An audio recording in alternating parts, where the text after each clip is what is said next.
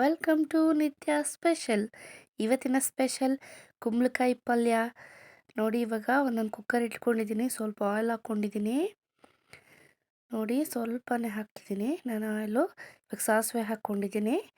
ಸಾಸಿವೆ ಕಾಣಿಸಿಲ್ಲ ನಿಮಗೆ, ನಾನು ಹಾಕಿರೋದು. ಸೊ ಇವಾಗ ಸ್ವಲ್ಪ ಕಡಲೆಬೇಳೆ ಹಾಕೋಣ. ಕಡಲೆಬೇಳೆ ಹಾಕಿ ಸ್ವಲ್ಪ ಫ್ರೈ ಆಗಲಿ. ನೋಡಿ ಫ್ರೆಂಡ್ಸ್, ಇವಾಗ ಫ್ರೈ ಆಗ್ತಿದೆ ಚೆನ್ನಾಗಿ. ಫ್ರೈ ಆದಮೇಲೆ ನಾನು ಇದಕ್ಕೆ ಸ್ವಲ್ಪ ಜೀರಿಗೆ ಹಾಕ್ತಿದ್ದೀನಿ. ಜೀರಿಗೆ ಹಾಕಿದ್ರೆ ತುಂಬಾ ಚೆನ್ನಾಗಿರುತ್ತೆ.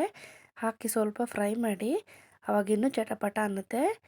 ನೋಡಿ, ಕಡಲೆಬೇಳೆನೂ ಗೋಲ್ಡನ್ ಕಲರ್ ಬ್ರೌನ್ ಬಂದಿದೆ.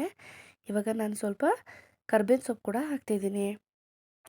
ನೋಡಿ, ಹಾಕಿದ ಮೇಲೆ ನಾನು ಹಸಿರು ಮೆಣಸಿನ್ಕಾಯಿ ಕೂಡ ಹಾಕ್ತಿದ್ದೀನಿ. ನೋಡಿ, ಇವಾಗ ಫ್ರೈ ಮಾಡ್ಕೊಳ್ಳೋಣ ಚೆನ್ನಾಗಿ. ಹಸಿರು ಮೆಣಸಿನ್ಕಾಯಿ ಕರ್ಬೇವಿನ ಸೊಪ್ಪು ಹಾಕಿದ್ದೀವಲ್ವಾ, ಇವಾಗ ನಂತರ ಈರುಳ್ಳಿ ಹಾಕ್ಕೊಳ್ಳೋಣ. ಈರುಳ್ಳಿ ಸ್ವಲ್ಪ ಜಾಸ್ತಿ ಹಾಕ್ಕೊಂಡಿದ್ದೀನಿ. ಕುಂಬಳಕಾಯಿ ಪಲ್ಯಕ್ಕೆ ಈರುಳ್ಳಿ ಸ್ವಲ್ಪ ಜಾಸ್ತಿ ಹಾಕಿದ್ರೆ ಚೆನ್ನಾಗಿರುತ್ತೆ. ನೋಡಿ, ಈಗ ಫ್ರೈ ಮಾಡ್ಕೋಬೇಕು. ನಾವು ಕುಂಬಳಕಾಯಿ ಪಲ್ಯನ ಗಸಿ ಅಂತ ಕೂಡ ಅಂತಾರೆ ನಮ್ಮ ಕಡೆ, ಮತ್ತು ಕುಂಬಳಕಾಯಿಗೆ ನಾವು ಚೇಣಿಕಾಯಿ ಅಂತಲೂ ಕರಿತೀವಿ. ನೋಡಿ, ಈ ಥರ ಚೆನ್ನಾಗಿ ಫ್ರೈ ಆಗಬೇಕು. ನೋಡಿ, ಗಮ್ ಅಂತಿದೆ, ಚೆನ್ನಾಗಿ ಸ್ಮೆಲ್ ಬರ್ತಾ ಇದೆ, ಘಮ ಘಮ ಅಂತ. ಜೀರಿಗೆ ಎಲ್ಲ ಹಾಕಿದ್ದೀವಲ್ಲ, ಅದ್ರ ಫ್ಲೇವರ್ ಕೂಡ ಬಿಟ್ಕೊಡ್ತೇವೆ. ನೋಡಿ, ಇವಾಗ ನಾನು ಅದಕ್ಕೆ ಸ್ವಲ್ಪ ಸಾಲ್ಟ್ ಹಾಕ್ತಿದ್ದೀನಿ.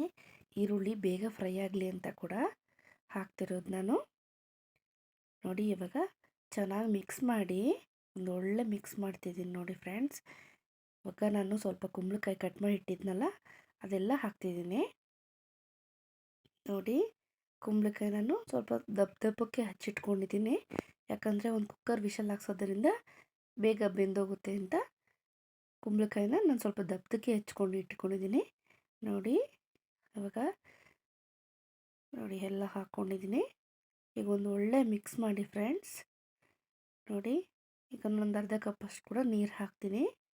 ಮಿಕ್ಸ್ ಆದಮೇಲೆ ಇವಾಗ ಇನ್ನೊಂದು ಸಲ ಮಿಕ್ಸ್ ಮಾಡ್ಕೊಳ್ಳೋಣ. ಚೆನ್ನಾಗಿ ಮಿಕ್ಸ್ ಆಗಬೇಕು. ನೋಡಿ, ಚೆನ್ನಾಗಿ ಮಿಕ್ಸ್ ಆದರೆ ತುಂಬ ಚೆನ್ನಾಗಾಗುತ್ತೆ. ಇವಾಗ ಮತ್ತೆ ನಾನು ಸ್ವಲ್ಪ ಹಾಕ್ಕೊಂಡಿದ್ದೆ ಸಾಲ್ಟು. ಈಗ ಮತ್ತೆ ಇನ್ನೊಂದು ಸ್ವಲ್ಪ ಹಾಕ್ಕೊಳ್ತೀನಿ. ಪಲ್ಯಕ್ಕೆ ತುಂಬ ಸಾಲ್ಟ್ ಬೇಡ, ನಿಮಗೆ ರುಚಿಗೆ ಎಷ್ಟು ಬೇಕೋ ಅಷ್ಟು ಮಾತ್ರ ಹಾಕ್ಕೊಳ್ಳಿ. ನೋಡಿ, ಹಾಕಿದ್ಮೇಲೆ ನೀಟಾಗಿ ಮಿಕ್ಸ್ ಮಾಡಬೇಕು. ಆ ಸಾಲ್ಟ್ ಎಲ್ಲ ಕಡೆ ಸ್ಪ್ರೆಡ್ ಆಗಬೇಕಲ್ಲ, ಅದಕ್ಕೆ. ನೋಡಿ, ಮಿಕ್ಸ್ ಮಾಡಿದ್ಮೇಲೆ ನಾನೀಗ ತೆಂಗಿನಕಾಯಿ ತುರಿ ಹಾಕ್ತಿದ್ದೀನಿ. ನೋಡಿ, ಸ್ವಲ್ಪ ಜಾಸ್ತಿ ಹಾಕಿದ್ರೆ ತೆಂಗಿನಕಾಯಿ ತುರಿ ತುಂಬ ಚೆನ್ನಾಗಿರುತ್ತೆ ಅಷ್ಟೇ. ಫ್ರೆಂಡ್ಸ್, ಏನು ಅಂದರೆ ನಾನು ನೆಕ್ಸ್ಟ್ ಇದನ್ನು ನಾನು ರೊಟ್ಟಿ ಜೊತೆಗೆಲ್ಲ ಒಡ್ಚಿಲ್ಗೆ ಅಂತ ಮಾಡ್ತಾರೆ ನಮ್ಮ ಸೈಡಲ್ಲಿ, ಅದಕ್ಕೆ ಮಾಡ್ತೀನಿ. ನಿಮ್ಗೆ ಅದನ್ನು ಲಿಂಕ್ ಹಾಕ್ತೀನಿ. ನೆಕ್ಸ್ಟ್ ವಿಡಿಯೋದಲ್ಲಿ ನಾನು ಅಪ್ಲೋಡ್ ಮಾಡ್ತೀನಿ ನಿಮಗೆ. ನೋಡಿ, ಕುಂಬಳಕಾಯಿ ತೆಂಗಿನ ತುರಿ ಹಾಕಿದ್ಮೇಲೆ ಇವಾಗ ನೀಟಾಗಿ ಮಿಕ್ಸ್ ಮಾಡಬೇಕು. ನೋಡಿ, ಹೀಗೆ ಮಿಕ್ಸ್ ಮಾಡಿದರೆ ಘಮ ಘಮ ಅಂತಿದೆ ಫ್ರೆಂಡ್ಸ್. ತುಂಬ ಚೆನ್ನಾಗಿ ಸ್ಮೆಲ್ ಬರ್ತಿದೆ. ನೋಡಿ, ಇವಾಗ ಮಿಕ್ಸ್ ಆಗಿದೆ. ಇವಾಗ ಲಿಡ್ ಕ್ಲೋಸ್ ಮಾಡೋಣ. ಲಿಡ್ ಕ್ಲೋಸ್ ಮಾಡಿ ಒಂದು ವಿಷಲ್ ಹಾಕ್ಸೋಣ.